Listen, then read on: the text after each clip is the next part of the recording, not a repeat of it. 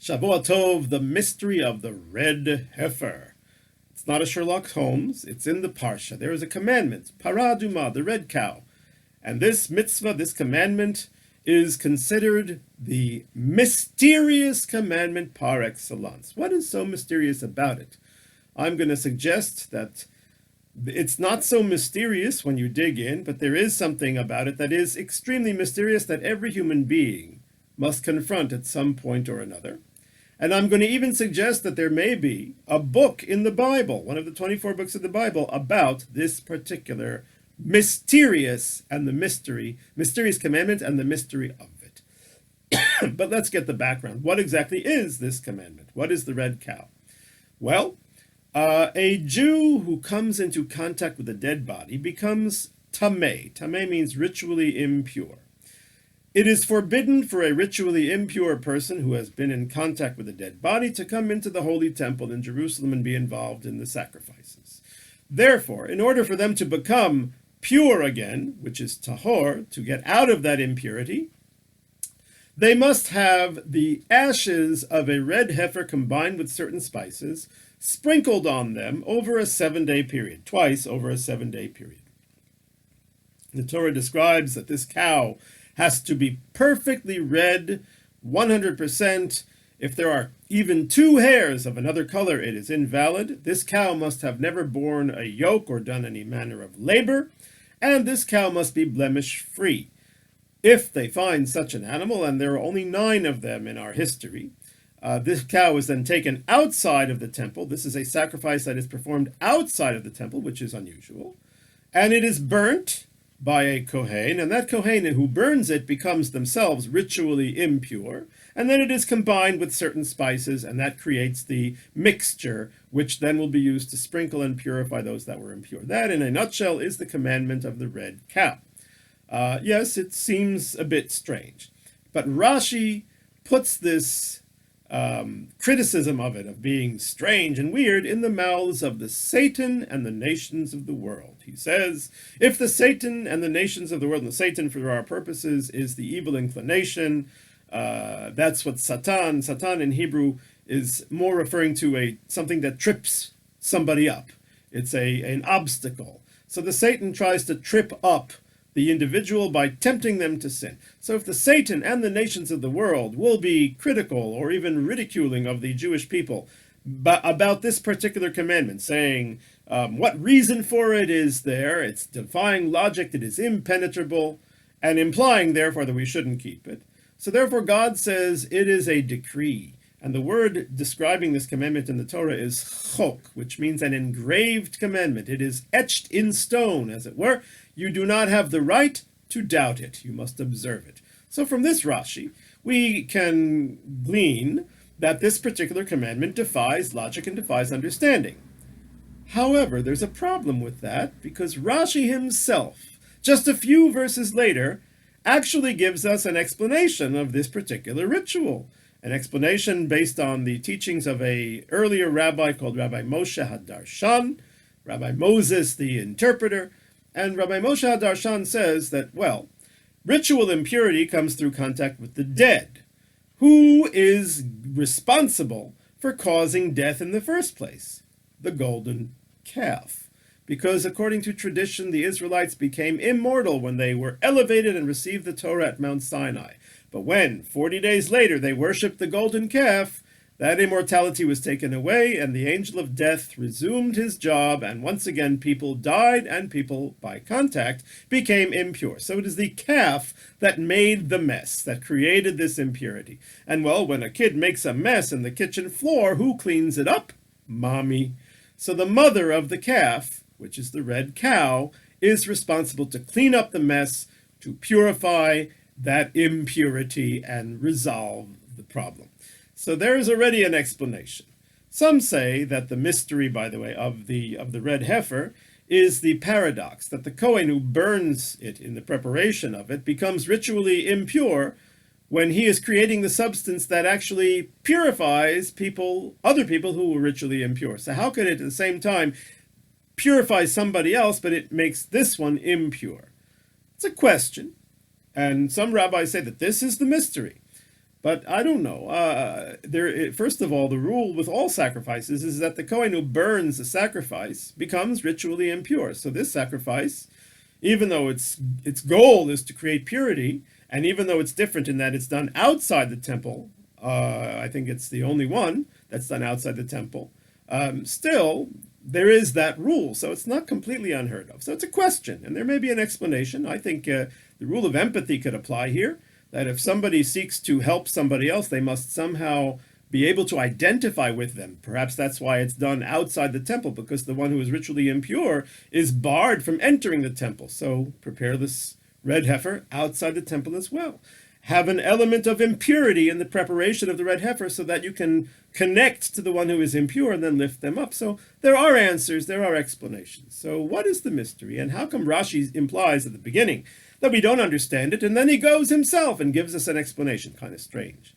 So I'm going to suggest two possibilities. The first one is certainly a truth, and that is that the commandments of the Torah, many of them, are strange looking to people who don't go into the depth. If you walk into a synagogue on Sukkot and you see Jews shaking branches in every direction, you might say this is a little bit weird, a little bit nuts. If you see a Jew strapping tefillin on their arm, or eating this hamburger but not touching that one, and you don't know the depth of it, it seems strange. Why can't I talk on the phone on the Sabbath? It seems strange for those who don't know the depth of Jewish law. And certainly the red heifer is overflowing with strange. Why it's got to be red? Why does it have to not have had anything put on it even for a few minutes? And so forth and so on. So Rashi is saying that the Satan who seeks to trip us up spiritually, and the nations of the world, they may say, why are you keeping these strange commandments? Because they're not plumbing the depths of them. Why are you keeping these strange commandments? And we might be embarrassed. We might be ashamed of our own Torah, of our own commandments. And so God says, do not be ashamed. Just because somebody else thinks that they're weird, that they're crazy, these commandments are a part of the crucial relationship that I have with you. So therefore, do not doubt them for a moment.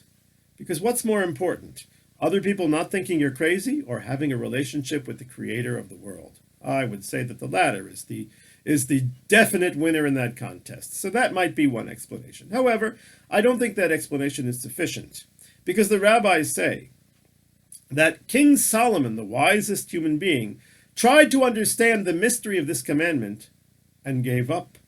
Amarti echkama, says King Solomon, I said I shall become wise, many, and it is distant from me. So even King Solomon gives up on understanding the red heifer. So what exactly was so puzzling about it? Didn't we just bring explanations and nice understandings to many of the details of this particular commandment, of this particular ritual? What is the true mystery of the red heifer?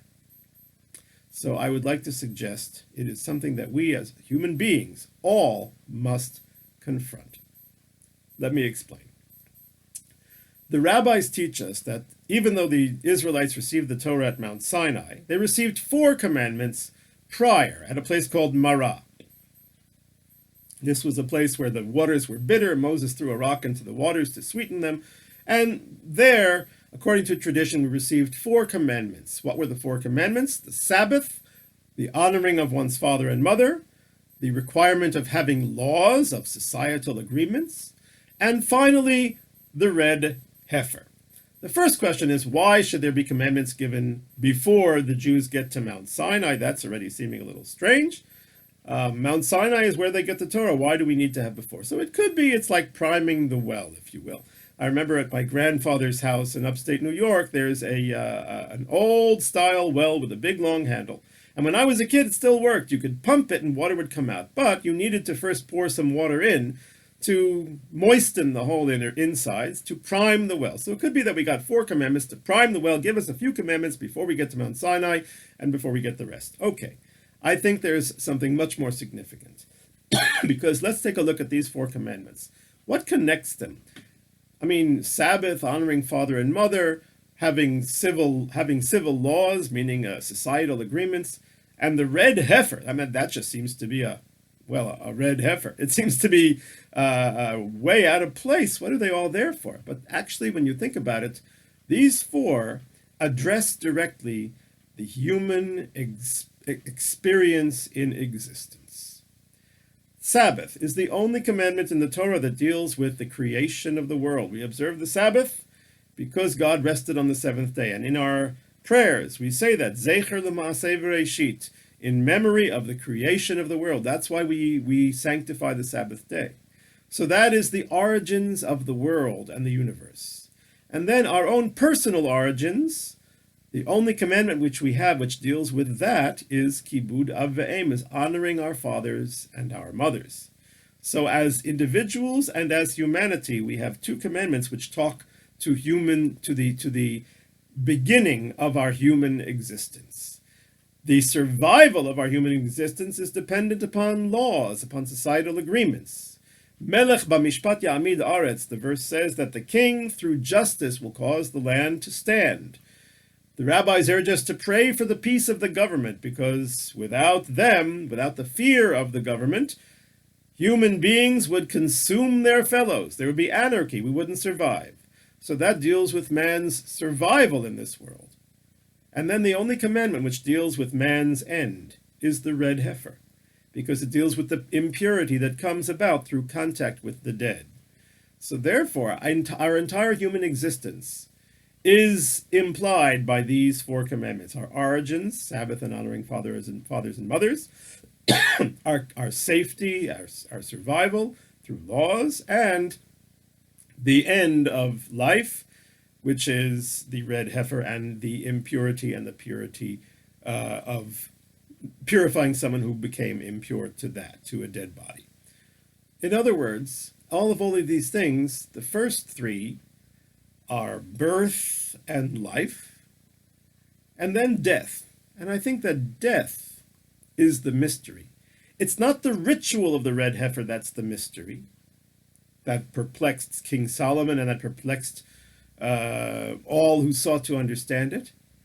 It's the reason for the red heifer, the necessity of death. Why are we born with such tremendous joy and optimism and wonder and live our lives and work hard if it's all going to disappear? Is life meaningless? The red heifer says an emphatic no. It says when you are in contact with a dead body, you may be tempted to feel that sense of futility and meaningless, because after all, you live, you build, you work, and in the end, after 120 years, it's all going to disappear. But still, the mitzvah says, become pure. Do not become sucked into the cult of death. Do not get sucked into even the depression or feeling of futility because of death. Rather, be pure and live and live and live. King Solomon was perplexed by this question. The book of Ecclesiastes, and I think that book is really written about this meta red heifer issue, the issue of mortality. Because King Solomon is talking about all of these things. He starts off saying, vanity of vanities, saith Koheles, saith Ecclesiastes. Vanity of vanities, all is vanity. What is the advantage to the human being for all of the labor that he does under the sun? In other words, at the end, it's all going to disappear. And he spends the whole book trying to find what could the possible meaning be. Maybe a person's life should be partying and enjoying and eating and drinking. Maybe it should be hard work and accomplishment. Maybe it should be rest and laziness. Maybe it should be philosophy. It should be 100 different things. What is the meaning of life if it's going to end? And so the nations of the world and the Satan, they want to say that there is no meaning of life. What is the reason for this commandment? That's what they're saying. What is the reason? Why bother become pure? And if there's no meaning of life, so then what's the purpose of life? To enjoy. I'm sorry, the purpose of life is not to enjoy it. The purpose of life is to live it, is to accomplish things. And if that brings you spiritual enjoyment, then that's the way it should be. That's wonderful, but the enjoyment is not the goal. But too many people see life as just, I'm going to keep entertaining myself. I'll go on vacation, I'll watch TV, I'll feed myself at fine restaurants, I'll pursue every pleasure in the book, and that is a tremendous tragedy. But that's what the Satan wants. That's what the nations of the world may say. There's no reason to become pure because it's all going to end anyway. And King Solomon is probing that. But King Solomon comes to the same conclusion as the red heifer, and he says basically, we don't understand why there has to be death. It's beyond us.